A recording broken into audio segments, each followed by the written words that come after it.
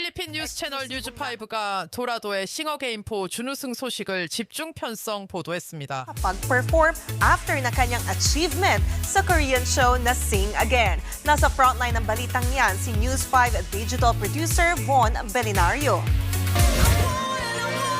Winner ng Sing Again 4 na si Gwen Before I Dorado. came here to Korea, I was full of thoughts. As I went up the round po, second round, third round,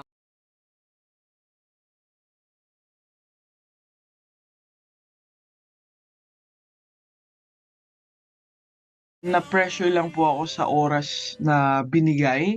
So sabi ko sige practice lang tayo, wag na natin masyadong isipin ng, deeply. Natalo si Gwen sa Also, there was also thoughts running in my mind na, well, baka second, and it's okay na kung second. Kasi it's been a long journey.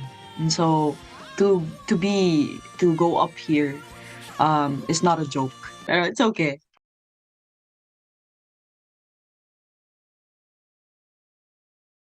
외국인이 한국 노래를 한국인과 경쟁하여 준우승한다는 게 쉽지 않은데 대단한 가수네요. 그리고 준우승에도 감사하는 겸허함이 훌륭한 성품입니다. 구독, 좋아요 부탁드립니다.